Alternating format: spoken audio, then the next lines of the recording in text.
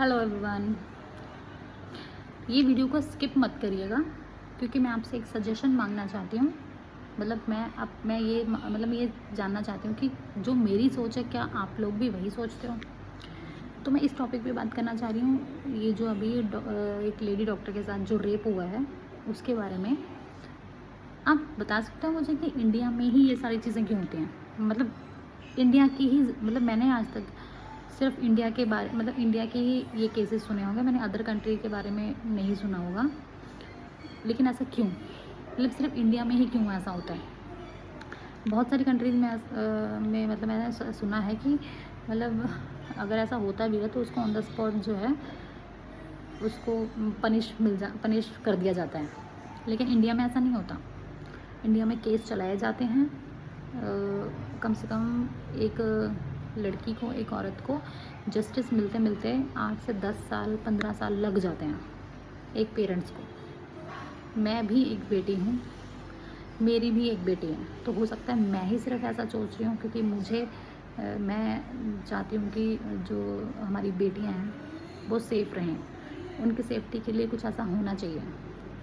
तो हम जब ऐसा कुछ होता है तो हम क्या करते हैं, हम पोस्ट्स करते हैं इंस्टाग्राम पे, यूट्यूब पे, ये वो कैंडल मार्च करते हैं, रैलियाँ निकालते हैं, या मतलब बहुत सारी चीज़ें करते हैं, लेकिन उससे कुछ नहीं मिलता है, कुछ भी नहीं होता है। जिस पेरेंट्स ने अपनी बच्ची को पढ़ाया लिखाया, इतना स्टैंड किया है ना, कि वो अपने पैरों पे स्टैंड हुई सिर्फ इसीलिए कि कल को कोई आदमी उसका रेप कर जाए और वो उसको मौत के घाट उतार दिया, या वो उसको, मतलब उसके पेरेंट्स के हाथ तो कुछ नहीं आया, उनको तो पूरी लाइफ, मतलब कैसे एक पेरेंट्स जो है अपनी पूरी लाइफ ये सोच सोच के निकालेंगे। आप सोचो क्या बीती होगी उन पेरेंट्स पे। मैं तो मतलब कि मैं ऐसा सोचती हूँ कि अगर एक क्रिमिनल ने कन्फेस कर लिया कि हाँ मैं गुनहगार हूँ, मैंने ये सब चीज़ें करी हैं, तो उस पे मैं ये सोचती हूँ कि उस पे आगे क्या केस चलता है। मतलब मुझे समझ नहीं आती इतने सालों तक क्या केस चलता है कि इतने साल लग जाते हैं किसी एक पेरेंट्स को जस्टिस मिलने में, या उस लड़की को जिसके साथ ये सब चीज़ें हुई हैं। सरकार सिर्फ ये अभियान चलाती है कि हाँ बेटी पढ़ाओ बेटी बचाओ। कैसे? शायद इसीलिए लोग बेटी पैदा करने में डरते हैं, नहीं करते हैं कि बेटी पैदा करके फ़ायदा क्या, कल को कोई उसका रेप कर जाएगा और वो उसकी क्या रह जाएगी, या वो मर जाएगी, या उसी चीज़ से वो जूझती रहेगी, उसके पेरेंट्स जूझते रहेंगे, कुछ भी नहीं होगा। तो मुझे ऐसा लगता है कि हमारी गवर्नमेंट ही इस चीज़ का सॉल्यूशन निकाल सकती है। हमारी रैली करने से, हमारी कैंडल मार्च करने से, हमारी पोस्ट वगैरह करने से कुछ नहीं होगा जब तक एक गवर्नमेंट जो है इस चीज़ का सॉल्यूशन नहीं निकाल देती कि जो अगर दोषी मिल गया है उसको ऑन द स्पॉट जो है उसको पनिश कर देना चाहिए। इवन कि मैं ऐसा सोचती हूँ कि उन पेरेंट्स को हक दे देना चाहिए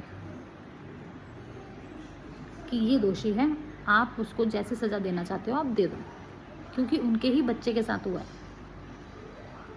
वही लोग फील कर सकते हैं कि मतलब कैसा लग रहा होगा उनको, कोई दूसरा बंदा फील नहीं कर सकता।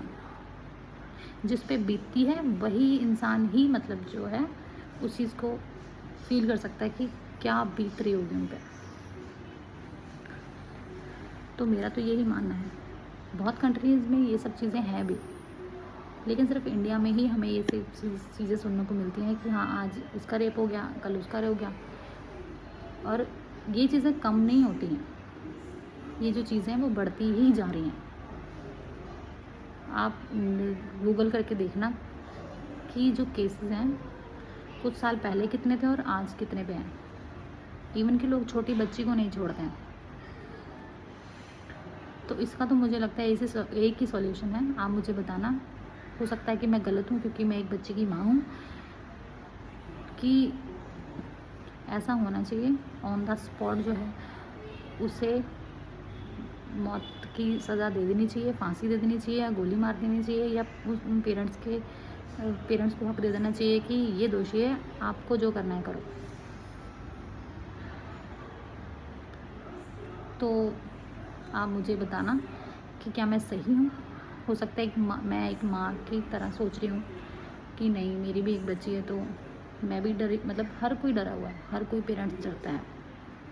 हम जितना भी अपने लड़कियों को हार्ड बना लें या कितना कुछ सिखा लें, क्या वो जो लेडी डॉक्टर है, क्या वो कमज़ोर होगी? एक डॉक्टर थी वो, जो लोगों की जान बचाती है। आज उसके साथ देखो क्या हुआ है। तो गाइज़, मुझे प्लीज़ बताना कि मैं सही हूँ या मेरा सोचना ऐसा गलत है।